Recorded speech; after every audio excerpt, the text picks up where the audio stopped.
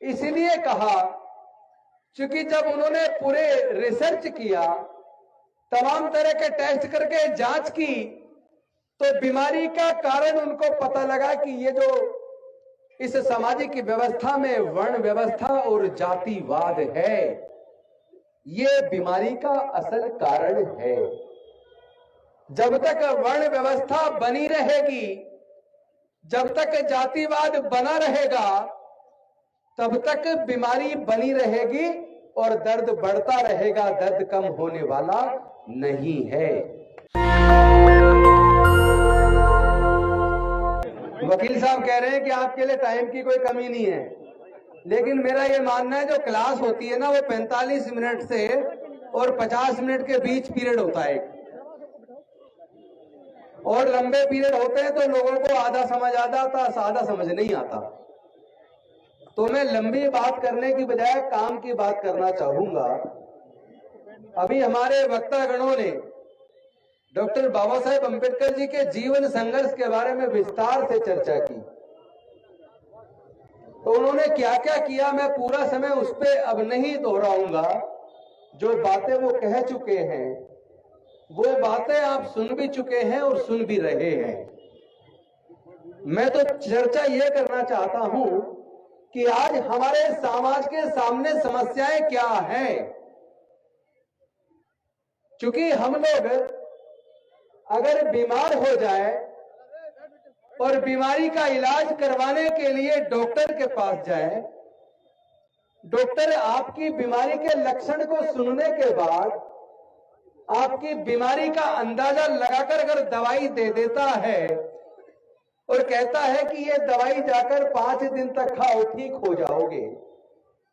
आप लोग दवाई 5 दिन खाते हो और ठीक अगर नहीं होते तो फिर आप दोबारा डॉक्टर वापस जाकर अपने डॉक्टर को दिखाते हो ना कि मैंने आपके बताए अनुसार 5 दिन दवाई खा ली, लेकिन दवाई खाने के बाद भी मुझे कोई आराम नहीं लगा। तो डॉक्टर सोचता है कि जो बीमारी के लक्षण बताए गए थे, उसके लक्षण को ध्यान में रखते हुए मैंने अंदाजे से दवाई दी, लेकिन आराम नहीं लगा। इसका मतलब बीमारी वो नहीं है जिसकी मैंने उम्मीद की थी। तो बीमारी के असल कारण को जानने के लिए डॉक्टर आपके ब्लड के नमूने लेता है, आपके तमाम तरह के टेस्ट कराता है, और टेस्ट कराने के बाद जब जांच के बाद रिपोर्ट आती है, तो रिपोर्ट से डॉक्टर को पता चलता है कि बीमारी का असल कारण क्या है। और जब वो कारण उसको पता चल जाता है, फिर वो दवाई देता है। अगर उसका कोर्स मान लो 7 दिन का है, तो पहली दूसरी खुराक लेते ही आपको आराम आने लगता है, और 7 दिन के बाद आप भले चंगे हो जाते हैं।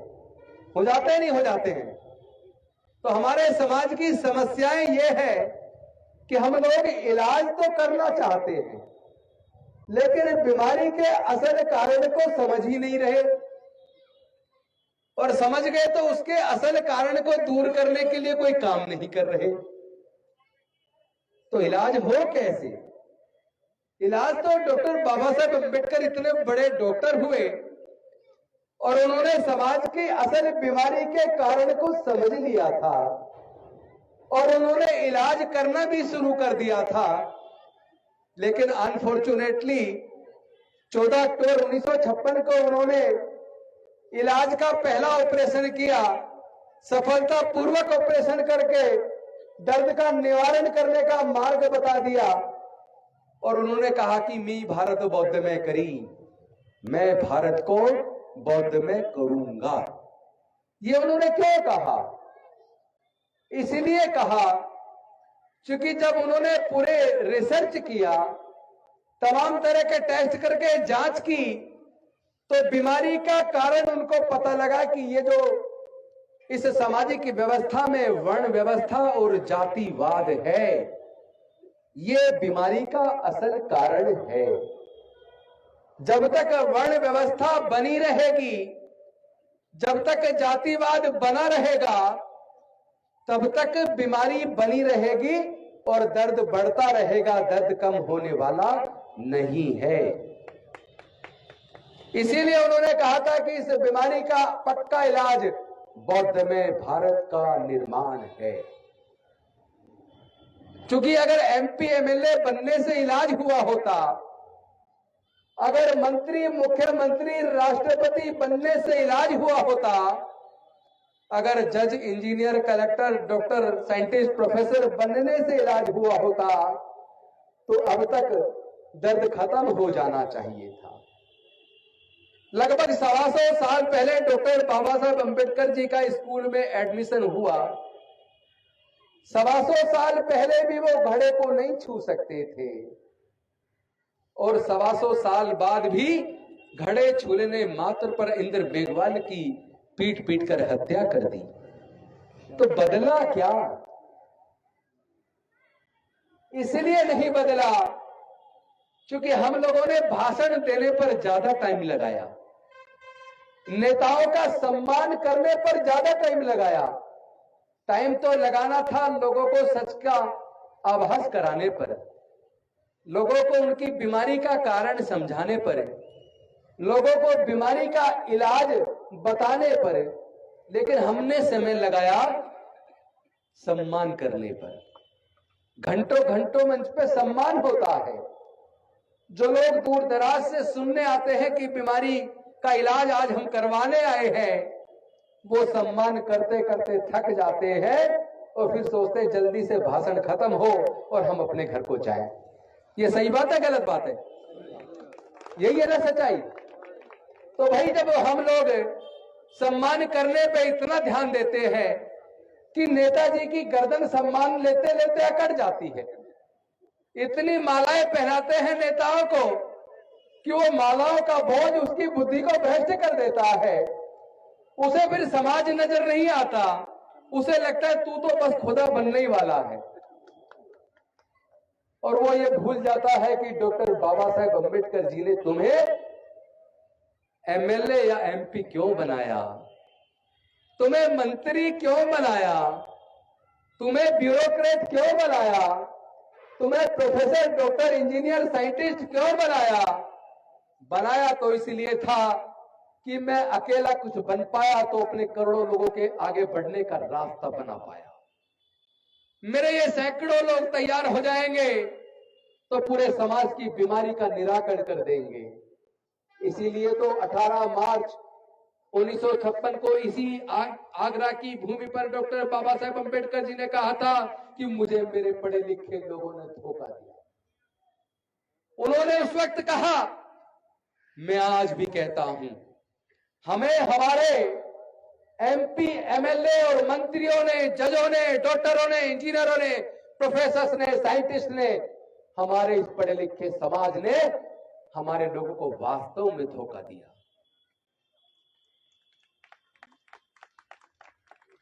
आज हमें सच्चाई को जानना होगा। अगर हम सच्चाई को जानेंगे नहीं, बीमारी के कारण को जानेंगे नहीं, बीमारी को दूर नहीं करेंगे, तो क्या दर्द का अंत हो जाएगा? जरा सोचो, अगर कोई व्यक्ति जिसके यहां पानी की सप्लाई हो रही है, पानी में बैक्टीरिया है और बैक्टीरिया वाले पानी को पीने से पेट में भयंकर इन्फेक्शन हो जाए,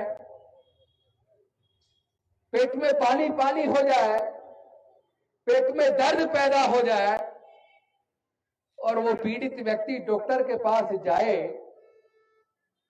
और डॉक्टर को पता लगे कि ये जो पानी पीता है उस पानी में बैक्टीरिया है जिससे इसको पेट में गंभीर इन्फेक्शन हो गया है, डॉक्टर उसको दवाई दे और साथ में यह भी कहे कि तुम्हारा ये दर्द बिल्कुल ठीक हो जाएगा, तुम्हारा इन्फेक्शन पूरी तरह ठीक हो जाएगा, लेकिन तुम्हें ये बैक्टीरिया वाला पानी पीना बंद करना पड़ेगा। या तो आरओ का पानी पियो या उबाल कर पानी पियो और 5 दिन ये दवाई खाओ तो तुम्हारा पेट बिल्कुल ठीक हो जाएगा, तुम्हारा इन्फेक्शन ठीक हो जाएगा, तुम्हारा दर्द ठीक हो जाएगा। लेकिन उनके बताने के बावजूद, डॉक्टर के बताने के बावजूद, तो दवाई के बावजूद अगर पीड़ित व्यक्ति उसी प्रदूषित पानी को पिएगा और फिर दवाई भी ले ले, ईमानदारी से बताओ, उसी प्रदूषित पानी को पीकर फिर दवाई ले तो क्या उसका पेट ठीक हो जाएगा? क्या उसका इन्फेक्शन दूर हो जाएगा? नहीं होगा ना। तो डॉक्टर बाबा साहब अंबेडकर जी ने तो उस वक्त इस बीमारी के कारण को जान लिया था कि ये वर्ण व्यवस्था और ये जातिवाद हमारी बीमारी का कारण है। जान लिया था ना। अब मैं तुमसे सवाल करता हूं, क्योंकि तुम सवाल का जवाब दोगे तो मैं तुम्हें निश्चित तौर पर आज इलाज देकर जाऊंगा और इस गारंटी के साथ इलाज करूंगा कि आने वाले 1 से 2 साल के अंदर समाज के सामने जो समस्याएं हैं, उन समस्याओं को हम जड़ से खत्म कर देंगे। ये मंत्री की कुर्सी, एमपी एमएलए की कुर्सी टेम्परेरी होती है। 5 साल के लिए बन गए, उसके बाद फिर उसी जनता के पास जाना और जरूरी नहीं है दोबारा जीत जाओ। और मंत्री कोई जिंदगी भर के लिए नहीं बनता। और जो जिंदगी भर बन रहे मंत्री के रूप में मर गए, क्या आज उनका कोई नाम लेने वाला है? एक बार मंत्री बन जाओ, चाहे पूरी जिंदगी बने रहो, महत्वपूर्ण मंत्री बनना नहीं है। महत्वपूर्ण है कि डॉक्टर बाबा साहेब अंबेडकर जी ने हमें मंत्री क्यों बनाया। डॉक्टर बाबा साहेब अंबेडकर जी ने हमें एमपी एमएलए क्यों बनाया। डॉक्टर बाबा साहेब अंबेडकर जी ने हमें जज, engineer, collector, doctor, professor, scientist और ब्यूरोक्रेट बनने का अवसर क्यों बनाया। डॉक्टर बाबा साहेब अंबेडकर जी ने तो अपने 4-4 बच्चे हम लोगों के लिए गंवा दिए, अपनी पत्नी को जवानी में खो दिया। आखिर ये कुर्बानी उन्होंने किसके लिए दी? अगर यही सब हो रहा था, सोचो अगर डॉक्टर बाबा साहेब अंबेडकर आज होते तो आज फिर से वो रो रहे होते। क्योंकि जो बीमारी का कारण खोजकर वो इलाज बताकर गए, हमने उस इलाज को नहीं अपनाया। अब वो बीमारी के बारे में मैं आपसे सवाल करूंगा, आप जवाब देंगे तो आज ही इलाज बता के जाएंगे। और 2 साल के अंदर अगर पूरी तरह बीमारी खत्म ना हो जाए तो राजेंद्र गौतम को किसी चौराहे पे खड़े करके फांसी से लटका देना, बशर्ते कि जो इलाज बताऊं उस इलाज को आपको करना होगा। अगर मैं ईमानदारी से पूछूं तो ईमानदारी से आप लोग सब बताइए, हमारे साथ जो उत्पीड़न होता है वो किस कारण से होता है? जाति के कारण से। कितने लोग यहां सहमत है इस बात से कि हमारे साथ जो उत्पीड़न होता है वो जाति के कारण से होता है? जितने लोग हैं सब सहमत है? तो भाई फिर एक बात बताओ, अगर जाति के कारण से ही उत्पीड़न होता है तो फिर हम लोग जातियों को जिंदा क्यों रखे हैं?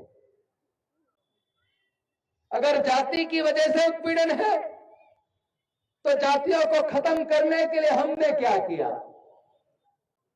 डॉक्टर बाबा साहेब अंबेडकर ने कहा था, जिस प्रकार अनेकों नदियां अलग अलग नाम से जानी जाती हैं, आपके आगरा से यमुना नदी गुजरती है, कानपुर से गंगा नदी गुजरती है, इसी प्रकार पूरे देश में गोदावरी, कावेरी, नर्मदा, न जाने कितनी नदियां देश के अलग अलग हिस्सों से गुजरती हैं।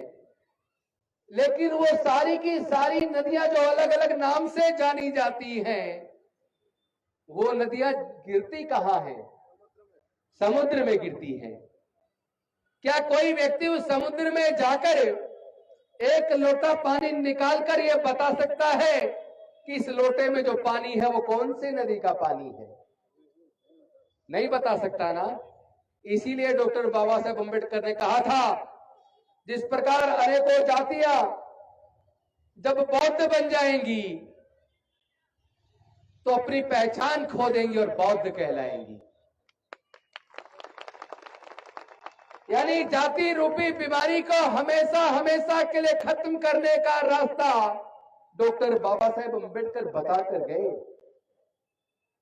अगर जातियां ही सारे दुख और उत्पीड़न का कारण है तो जातियों का नाश करने के लिए डॉक्टर बाबा साहेब अम्बेडकर बुद्ध का धम्म देकर गए।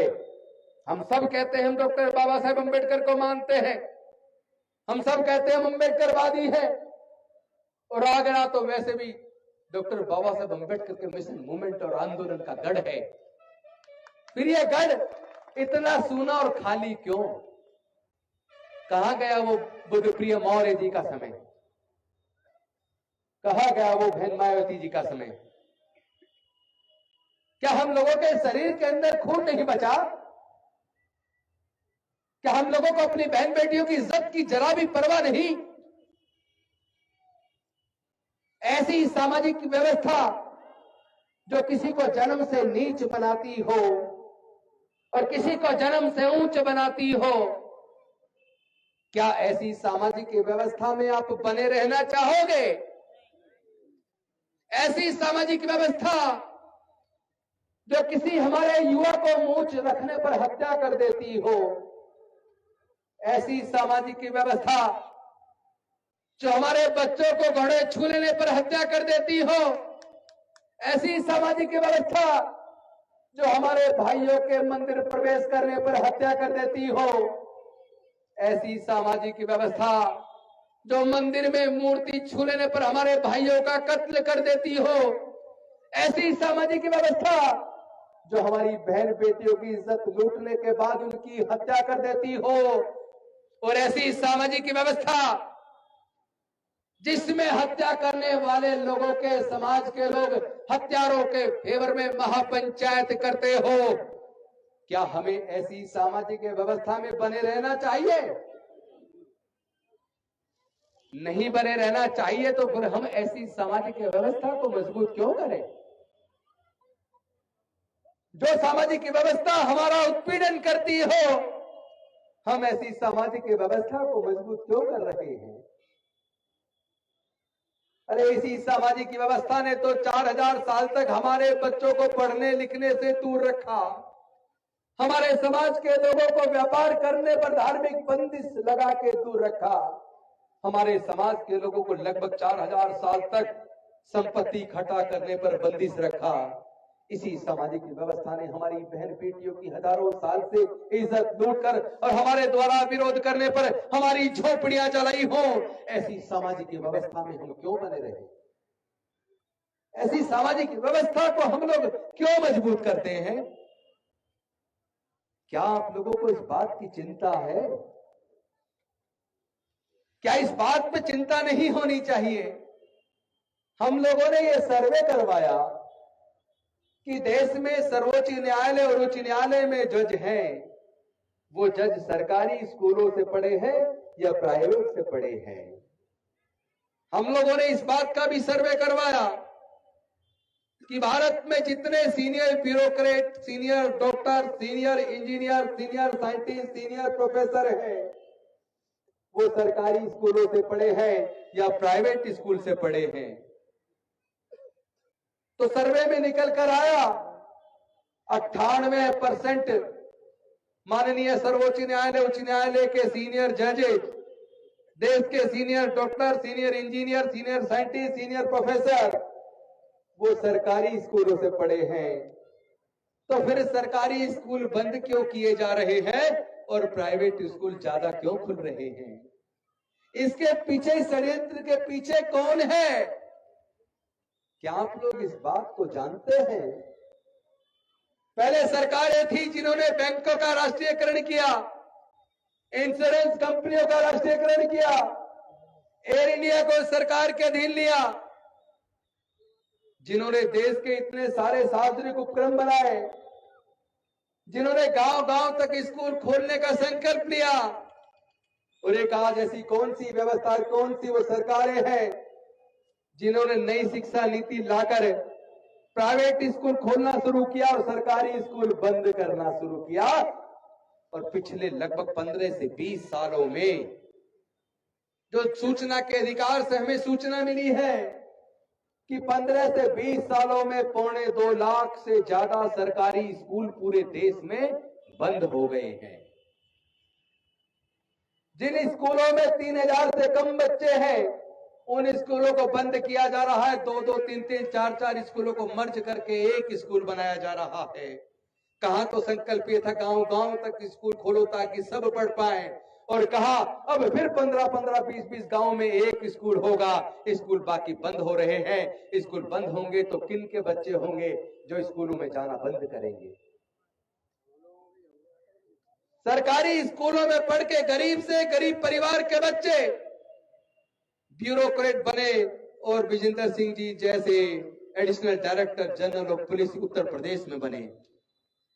सोचो अगर स्कूल ना खुले होते, अगर डॉक्टर बाबा साहब अम्बेडकर हमारे लोगों के पढ़ने लिखने के रास्ते ना खोले होते, तो क्या ये मेरे साथी, मेरे बड़े भाई, मेरे बुजुर्ग विजेंद्र सिंह जी क्या आईपीएस ऑफिसर बनकर उत्तर प्रदेश के additional director general of police बन पाते? सोच के देखो, अगर डॉक्टर बाबा साहब अम्बेडकर हमारे पढ़ाई के रास्ते ना खोलते तो ये जो आपके सामने आज भाषण दे रहा है राजेंद्र गौतम, क्या वो वकील बन पाता? अगर डॉक्टर बाबा साहब अम्बेडकर रिजर्वेशन की व्यवस्था ना करते तो क्या मैं एमएलए बन पाता? क्या फिर मैं मंत्री बन पाता? अरे जो कुछ मुझे दिया केवल और केवल डॉक्टर बाबा साहब अम्बेडकर जी ने दिया। उनके नाम पर, उनके काम पर ये मंत्री पद तो छोटा, अगर जान कुर्बान करनी पड़ जाए तो मैं उसके लिए भी तैयार हूं। मेरे साथी अभी कह रहे थे 2 नाव पे चलने से काम नहीं चलेगा, तो मैं उन्हें बता देना चाहता हूं नाव तो एक ही है। हम 2 नाव पे ना कभी चले हैं ना कभी चलेंगे। अपने समाज की नाव को बहुत तेजी से चलाने का संकल्प कर चुके हैं, लेकिन इसके लिए आपको तैयार होना पड़ेगा। भाई आप भी तो अपने बेटी की शादी में अपनी जाति का लड़का लड़की ढूंढते हो। अरे आप और हम ही तो जो अपने आप को ऊंची जाति और नीची जाति का बना रहे हैं। अनुसूचित जाति जनजाति में छोटी बड़ी जात कहां से आ गई? जब हम लिखते हैं ना दी ग्रेट चमार, the great Valmiki, the great Khatik, the great Kohli, जिस क्षण हम अपनी जाति का व्याख्यान करते हैं और जिस क्षण हम कहते हैं, चलो उससे पहले एक सवाल पूछ लूं तब आऊंगा उस पर। अगर मैं आपसे यह पूछूं, बहुत से लोग, विद्वान लोग कहते हैं कि हमें अपनी जाति पर गर्व करना चाहिए। मैं आप सबसे पूछना चाहता हूं, जो लोग इस बात से सहमत हैं कि हमें अपनी जाति पर गर्व करना चाहिए, हमें जाटा होने पर गर्व करना चाहिए, वो लोग अपना हाथ खड़ा करें। जो लोग कहते हैं हमें वाल्मीकि होने पर गर्व करना चाहिए, हमें खटीक होने पर गर्व करना चाहिए, हमें कोहली होने पर गर्व करना चाहिए, जो लोग इस बात से सहमत हैं कि हमें अपनी जाति पर गर्व करना चाहिए, वो लोग अपना हाथ खड़ा करें। बहुत बढ़िया, एक ही हाथ उठाए। 2, 3, 4, 5, 6, 7, 8, 9, 10, 11, 12, 13, 14 लोग तैयार हो गए कि हमें अपनी जाति पे गर्व होना चाहिए। तो फिर तो तय है आपकी गुलामी इस दुनिया में। बाबा साहब दोबारा अम्बेडकर पैदा हो जाए तो भी आपकी गुलामी को खत्म नहीं कर सकते। लेकिन यहां अगर 300 आदमी है, 300 आदमी में से अगर 20 आदमी ने कहा जाति पे गर्व करना चाहिए, तो 280 ऐसे भी हैं जो कह रहे गर्व नहीं करना चाहिए। इसका मतलब गुलामी की जंजीरें टूटना तय है। मेजोरिटी इस बात को मानती है कि जातियां खत्म होनी चाहिए। जो लोग चाहते हैं जाति खत्म होनी चाहिए, वर्ण व्यवस्था खत्म होनी चाहिए, वो सब अपना हाथ खड़ा कर ले, दोनों हाथ, और खड़ा रखे तब तक जब तक ये कैमरा कैद ना कर ले। जो लोग चाहते हैं जाति व्यवस्था वर्ण व्यवस्था खत्म होनी चाहिए, वो दोनों हाथ खड़े रखेंगे, और जो चाहते हैं जातियां बनी रहनी चाहिए, वो अपना हाथ नीचे रख ले। बहुत बहुत धन्यवाद। अपना हाथ नीचे करिए। इसका मतलब मेरे समाज के लोग अब वर्ण व्यवस्था और जातिवाद से मुक्ति चाहते हैं। चाहते हैं ना? तो जातिवाद से भी मुक्ति होगी, वर्ण व्यवस्था से भी मुक्ति होगी। और मैं उन लोगों को कह देना चाहता हूं जो लोग 80 और 20 की बात कर रहे थे, आप अब 80 नहीं हैं।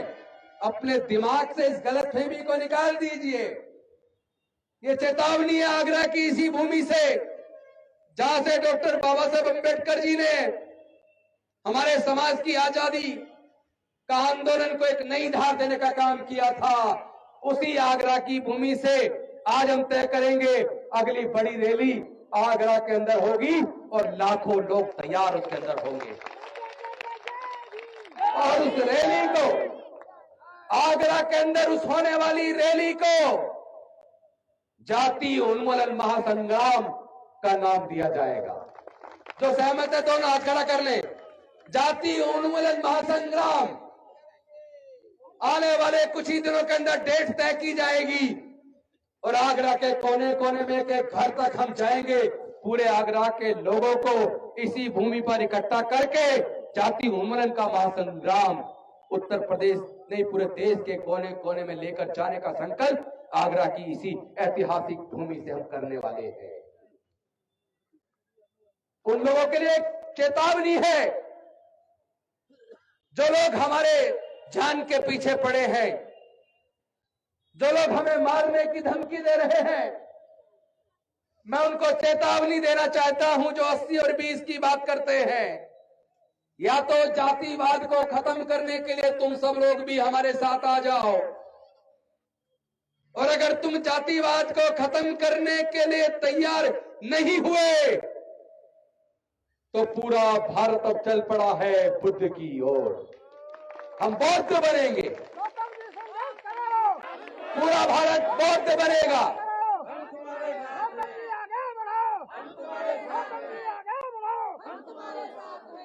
अरे हमारे तो पूर्वज बौद्ध थे, हमें बौद्ध बनना नहीं है। हमें अपने लोगों को अपने बुजुर्गों की सांस्कृतिक विरासत में, अपने पुराने असली घर में, अपने धम्म में हमें वापस आना है। कोई व्यक्ति अगर अपने घर से निकल जाए, चलते चलते रास्ता भूल जाए, रास्ता भटक जाए और चलता चला जाए, उसे अपने घर का रास्ता याद ना रहे, तो क्या वो व्यक्ति कभी अपने घर वापस आ पाएगा? नहीं आ पाएगा ना। लेकिन अगर उस व्यक्ति की अचानक कुछ वर्षों के बाद याददाश्त वापस आ जाए और उसे अपने घर का रास्ता याद आ जाए और उसे याद आ जाए कि मेरे घर में मेरे पूर्वज बैठे हुए हैं, तो वो वापस अपने घर जाएगा या नहीं जाएगा? तो आप सब लोग वापस अपने बुजुर्गों के धम्म में वापस जाएंगे या नहीं जाएंगे? दोनों हाथ उठा के तैयार है सब? तो अब जाति की ये जंजीरें टूट कर रहेंगी और उन जाति की जंजीरों को तोड़ने वाले महानायक कोई और नहीं होंगे, आगरा की भूमि के कट्टर सच्चे डॉक्टर बाबा साहब अम्बेडकर के सिपाही होंगे। हमारी बहनें होंगी, हमारी माताएं होंगी, हमारे भाई होंगे, हमारे युवा होंगे, हमारे बुजुर्ग होंगे।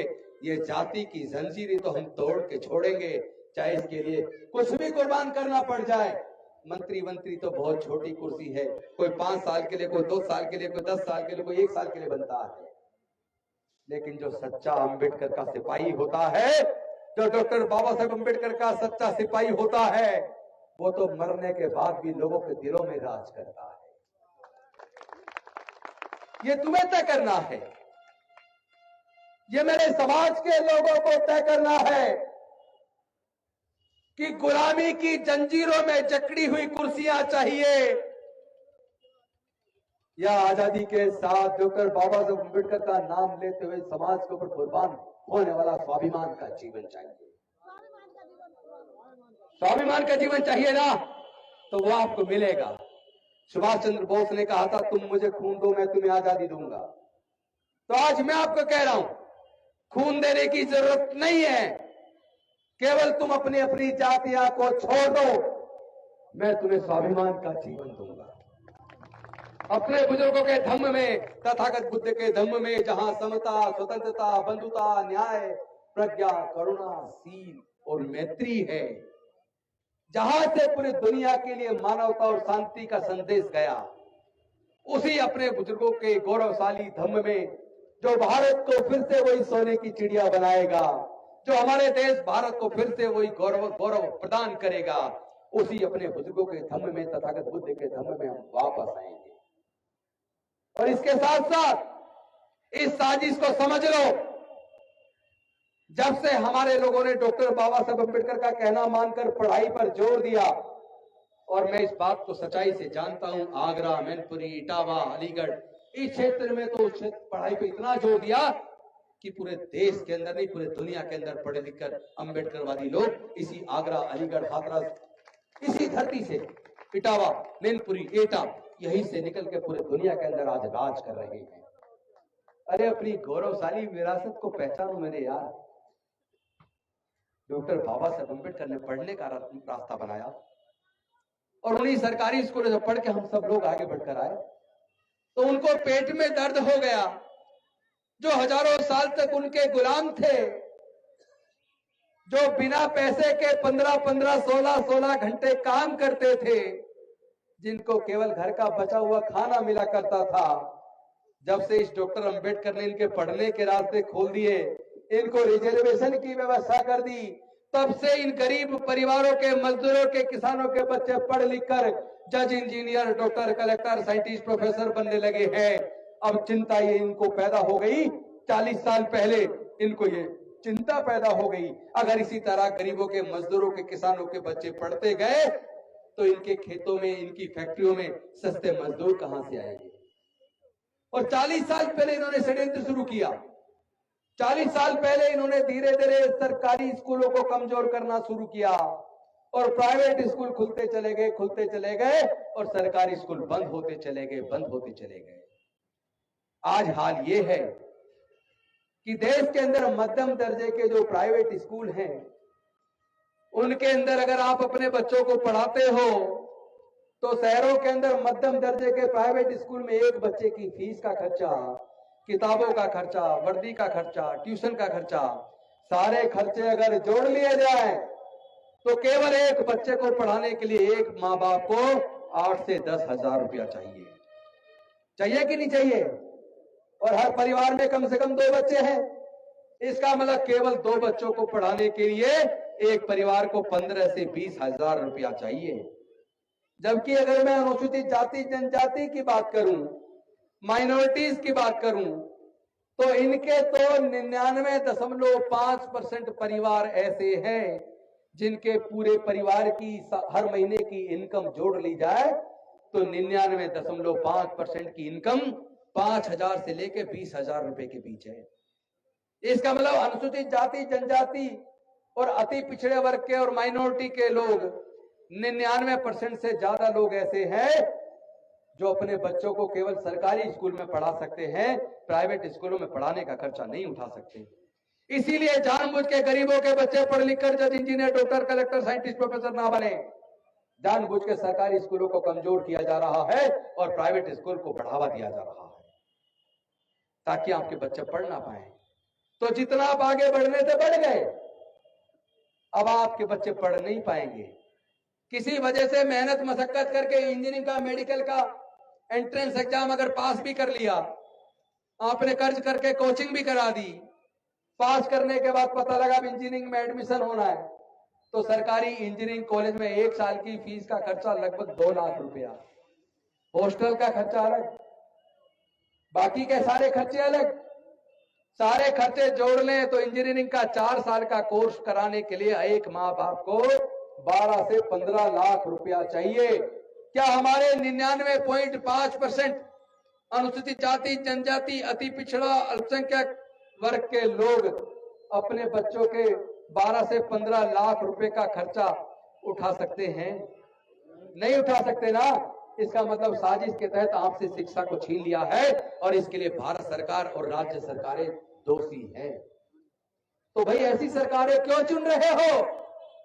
क्या चुनाव से पहले हम सब लोग मिलकर घोषणा नहीं कर सकते हम ऐसी पार्टी को वोट देंगे जो पूरी तरह शिक्षा का खर्च उठाए, हम ऐसी पार्टी को वोट देंगे जो पूरी तरीके से इलाज का खर्च उठाए, और जो सरकारें लोगों के पढ़ाई का खर्चा ना उठा पाए, लोगों के इलाज का खर्चा ना उठा पाए, ऐसी सरकारों को सत्ता में बने रहने का कोई हक नहीं है। ऐसी सरकारों को हम निस्ता नाबूद कर देंगे। इस लड़ाई को लड़ना होगा। ये लड़ाई हमारे स्वाभिमान की लड़ाई है। एक साजिश के तहत इन्होंने सरकारी उपक्रमों को प्राइवेटाइज कर दिया ताकि हमारे लोगों की नौकरियां लगनी बंद हो जाए, और आज हमारे लोगों की नौकरियां लगनी बंद हो गई हैं। आज नौकरियां नहीं है, और केवल अनुसूचित जाति, जनजाति, पिछड़ा वर्ग या अल्पसंख्यक की बात नहीं है। अगर मैं जनरल कैटेगरी की भी बात करूं तो जनरल कैटेगरी के भी 90% लोग ऐसे हैं जो वो 12 से 15 लाख का अपने बच्चे का इंजीनियरिंग का, मेडिकल का पढ़ाने का खर्चा नहीं उठा सकते। 90% जनरल कैटेगरी के भी लोग ऐसे ही है जो अपने बच्चों का प्राइवेट स्कूल में पढ़ाने का खर्चा नहीं उठा सकते। लेकिन ऐसे जितने भी गरीब गुरबा लोग हैं, चाहे वो दलित, आदिवासी हो, पिछड़े वर्ग के लोग हो, अल्पसंख्यक वर्ग के लोग हो, या जनरल कैटेगरी के गरीब मजदूर किसान हो, उन सब के लिए एक संदेश है कि भाई जितने ये धार्मिक जुलूस निकलते हैं जिसमें नंगी तलवारें लहराई जाती हैं, ये कावड़ की यात्राएं निकलती हैं, इसके अंदर जो युवा आगे चलता वो बच्चे किसके हैं? क्या किसी पूंजीपति के बच्चे उसमें देखे हैं? किसी बिजनेस क्लास के बच्चे उसमें कभी देखे हैं? किसी बड़े अफसर के बच्चे कभी उस जुलूस में देखे हैं? दंगे में मरने वाला कौन है? दंगे में मारने वाला कौन है? मारने के बाद जेल में जाने वाला कौन है? और उसके केस लड़ने में अपने घर को बेचकर पूरा पैसा वकील को देने वाला कौन है? अगर इसकी जांच करोगे तो 100% लोग, गरीब, मजदूर, किसान, दलित, पिछड़े, आदिवासी, आप ही मरने वाले, आप ही मारने वाले, आप ही जेल जाने वाले। और जो पीछे से दिमाग चलाता है, जो दंगे कराता है, जो धार्मिक उन्माद करता है, जो जाति और धर्म के नाम पे नफरत पैदा करता है, उनके बच्चे किसी धार्मिक जुलूस में, किसी जलसे में, किसी दंगा फसाद में उनके बच्चे नहीं मिलेंगे। तो भैया इस साजिश को समझ लो, ये साजिश पूरे भारत के दलितों के, पिछड़ों के, आदिवासियों के, गरीबों के, मजदूरों के, किसानों के, अल्पसंख्यक के, आप सबके खिलाफ रची है। उन्हीं पूंजीपति लोगों की रची हुई साजिश है। इस साजिश का पर्दाफाश करना होगा। क्या आप लोग तैयार हैं? बहुत जल्दी आपको कॉल दी जाएगी। अगली बड़ी सभा लाखों की संख्या के अंदर इसी आगरा के अंदर होगी। जो हमने अभी कुछ देर पहले बोला, जाति उन्मूलन महासंग्राम का वो महाआंदोलन आगरा की भूमि से शुरू होगा। जल्दी हम आपको बताएंगे। और इस लड़ाई को जीतने से पहले हम लोग मरने वाले नहीं हैं। जो लोग वो जान से मारने की धमकी दे रहे, वो राजेंद्र गौतम को तो मार सकते हैं, लेकिन लाखों करोड़ों राजेंद्र गौतम पैदा हो गए हैं। मानवर कांशीराम साहब द्वारा, डॉक्टर बाबा साहब अम्बेडकर जी द्वारा, बुद्ध प्रिय मौर्य जी द्वारा, न जाने कितने हमारे महापुरुषों द्वारा हमारे जैसे करोड़ों लोग पैदा कर दिए गए हैं। एक राजेंद्र गौतम को मार पाओगे, लेकिन अम्बेडकरी विचारधारा, मानवर कांशीराम साहब की विचारधारा को आप नहीं मार सकते। ये विचारधारा जीतेगी। हम लड़ेंगे, हम जीतेंगे, लेकिन इसके लिए एक ही संकल्प है। बौद्ध धर्म की क्या पहचान? मानव मानव एक समान। बौद्ध धर्म की क्या पहचान? बौद्ध धर्म की क्या पहचान? बौद्ध धर्म की क्या पहचान? जाति छोड़ो, नेशनल दस्तक की आपसे गुजारिश है कि अगर इसको बचाना चाहते हैं तो नेशनल दस्तक को सब्सक्राइब करने के लिए रेड कलर के सब्सक्राइब बटन को दबाएं, फिर बेल आइकन की घंटी दबाएं। नेशनल दस्तक को बचाने के लिए बहुत जरूरी है कि हर खबर को शेयर करें, लाइक करें, कमेंट जरूर करें।